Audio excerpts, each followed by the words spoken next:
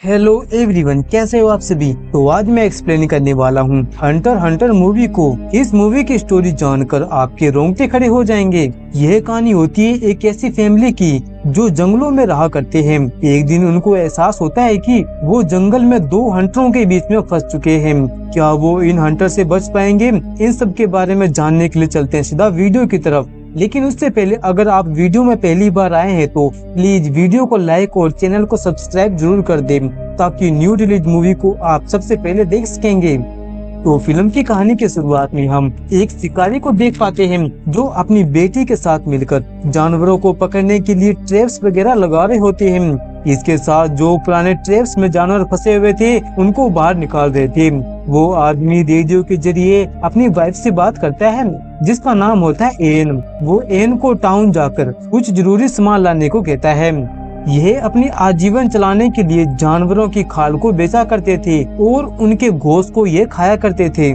एक दिन शिकारी अपनी बेटी को शिकार सिखाने के लिए जंगल में लेके आता है, जहाँ पर वो देखता है कि एक शिकारी उनकी ट्रैप से भाग गया है। इसको देखकर शिकारी की बेटी कहती है कि यह काम जरूर उसी का होगा, मतलब कि भेड़ियों का। यहाँ पर हमें पता चलता है कि ये इनके साथ पहली बार नहीं, ऐसा कई बार हो चुका है। खैर वहीं एन सभी जानवरों की खाल लेकर स्टोर में बेचने के लिए जाती है, जहाँ पर वो काफी परेशान सी थी क्योंकि खाल को बेचकर उसको इतना पैसा नहीं मिल पाया कि वे अपनी जरूरत के राशन को खरीद सके। उसको उदास देखकर दुकान वाला कहता है कि इन नॉर्मल जानवरों की खाल की कीमत इतनी ही है, अगर तुमको ज्यादा पैसे चाहिए तो तुमको भेड़ियों की खाल लेके आनी होगी। फिर इसके बाद में एन घर पे आ जाती है, जहाँ पर शिकारी अपनी बेटी को खाल निकालना सिखा रहा होता है। वहीं एन सभी के लिए खाना तैयार करती है। रात को सभी खाना खाते वक्त सभी का मूड खराब था और तो और पैसे ना होने की वजह से खाना ठीक से भी नहीं बन पाया था।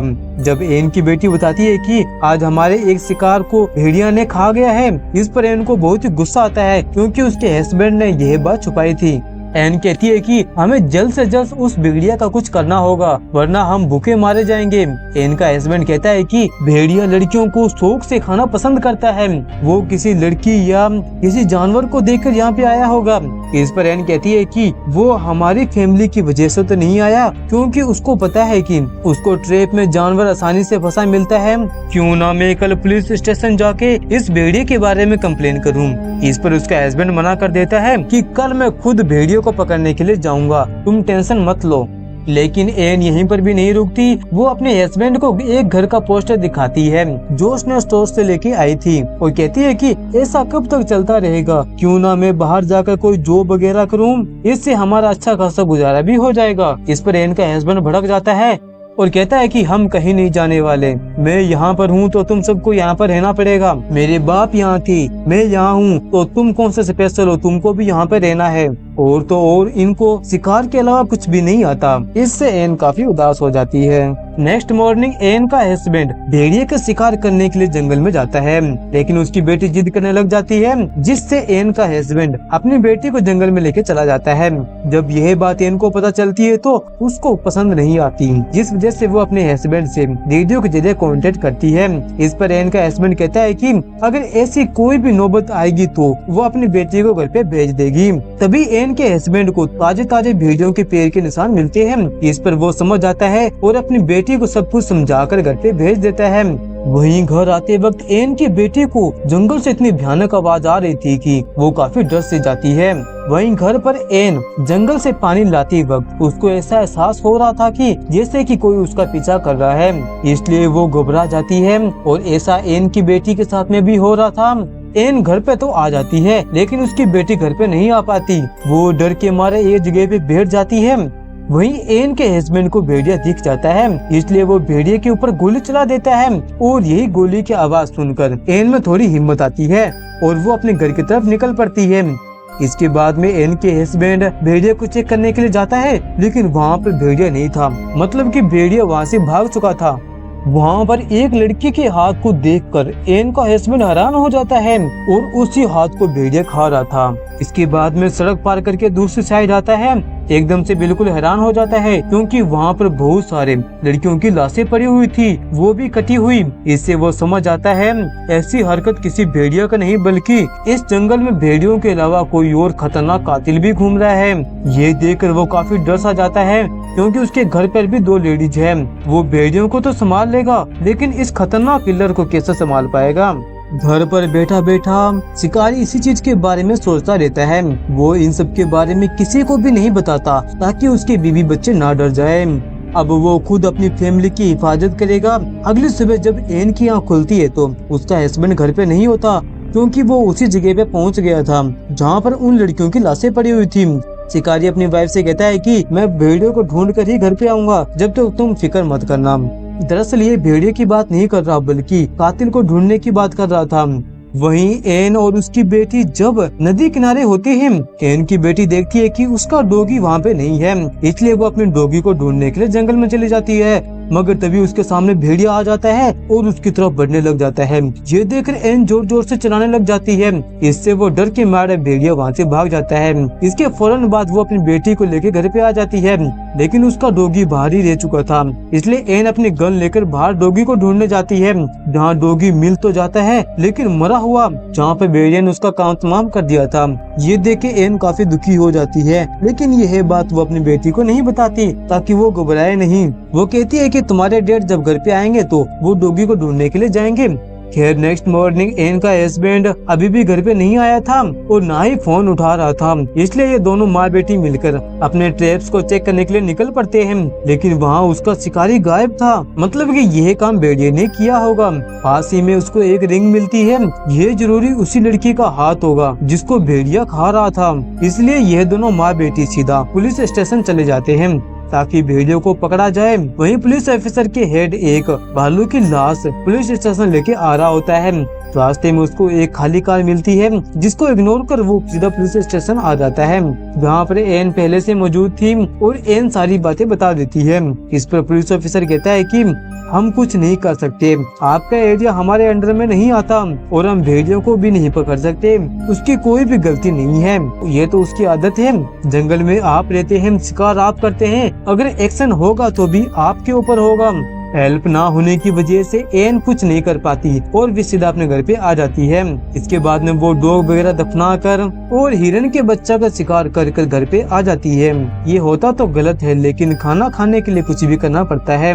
वहीं उसके हस्बैंड का कुछ भी अता पता नहीं होता और तो और खाना खत्म भी हो रहा था। भेड़िया सिर पे सवार था, मतलब कि अब सारी जिम्मेदारी एन के ऊपर थी। इसके बाद में एन अपनी बेटी के साथ मिलकर हिरन की खाल निकालती है। इसके बाद में उसके गोश्त का खाना खाते हैं। देर रात ये सभी सो रहे होते हैं, तभी इनकी आँख खुल जाती है क्योंकि बाहर जंगल में कोई चिल्ला रहा था। चेक करने पे वहाँ पे इनका हस्बैंड नहीं बल्कि एक अनजान आदमी था जो काफी जख्मी था। इसलिए एन बिना देरी किए उस आदमी को घर के अंदर लेके आ जाती है क्योंकि भेड़िया आसपास ही हो सकता है।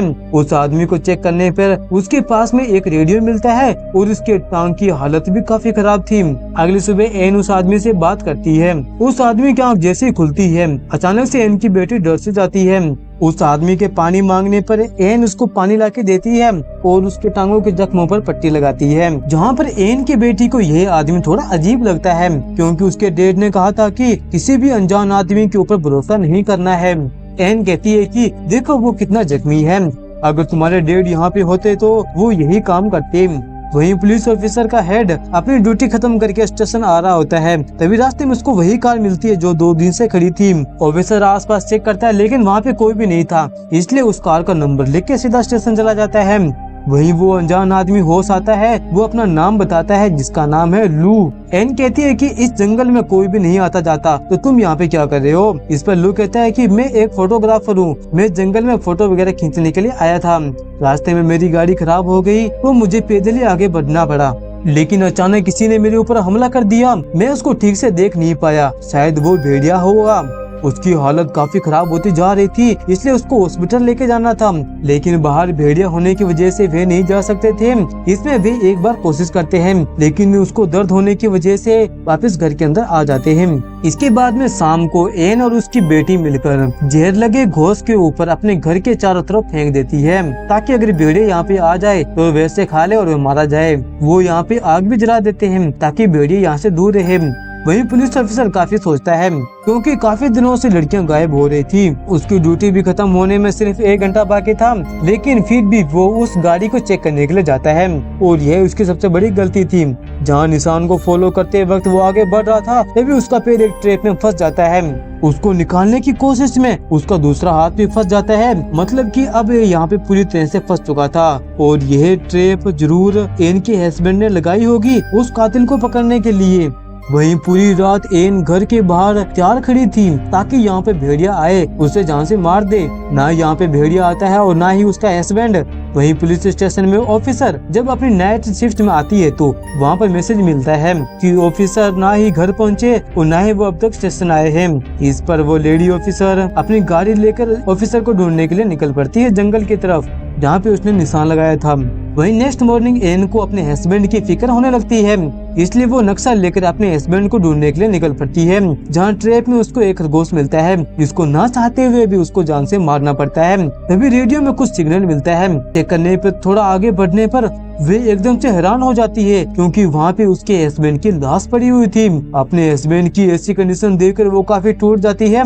तब जाकर वे सब कुछ समझ जाती है। उसके हस्बैंड को भेड़िया ने नहीं बल्कि उसी आदमी ने मारा है जो उसके घर पे रुका हुआ है, लू ने। एन के हस्बैंड ने उस कातिल को पकड़ लिया था, लेकिन उसको मार कर वहाँ से भाग जाता है।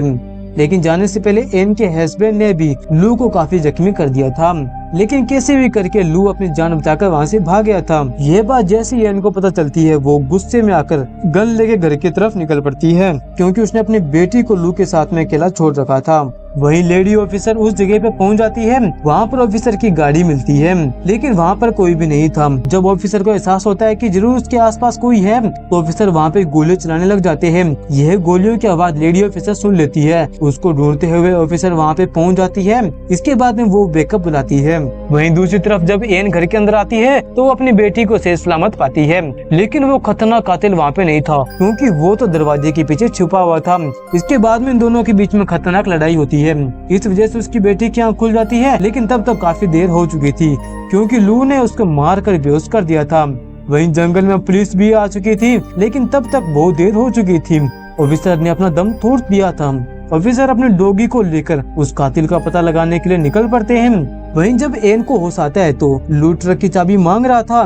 इस पर एन कहती है कि मैं 1 शर्त पे दूंगी, बताओ मेरी बेटी कहाँ पर है। इस पर वो कुछ नहीं कहता और बोलता है कि ये सब नहीं होता अगर तुम्हारे हस्बैंड मेरे काम के बीच में नहीं आते, और मैंने अपने बचाव के लिए तुम्हारे हस्बैंड को जान से मारना पड़ा, और अब मैं तुमको भी मार दूंगा। इसके बाद में वो एन के साथ जबरदस्ती करने की कोशिश करता है, लेकिन एन मौका पाकर ट्रैप उसके मुंह में फंसा देती है और खुद को आजाद करके एक चीज से उसके ऊपर हमला करके बेहोश कर देती है।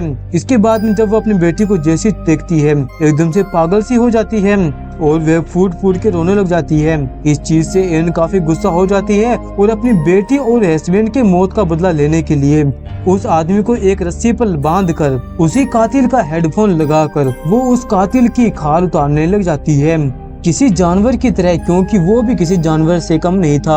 इतने में वहाँ पे पुलिस भी आ चुकी थी, लेकिन अब तक उसने अपना काम पूरा कर दिया था। एन उस कातिल की स्किन को बाहर लेके आती है और पुलिस ऑफिसर के सामने फेंक देती है। ऑफिसर जब अंदर जाकर चेक करता है तो लू अंदर तड़प रहा था और कुछ ही पल में वो मारा जाता है। वही एन गाना सुनते सुनते घर के पीछे आ जाती है और अपनी फैमिली को याद करते करते वो गाने को बंद कर देती है। इसी के साथ में यहाँ पर ये मूवी खत्म हो जाती है। तो दोस्तों, आपको ये मूवी कैसी लगी, लाइक और कमेंट करके मुझे जरूर बताएं। जब तक मिलते हैं अगली वीडियो में, जब तक के लिए बाय बाय।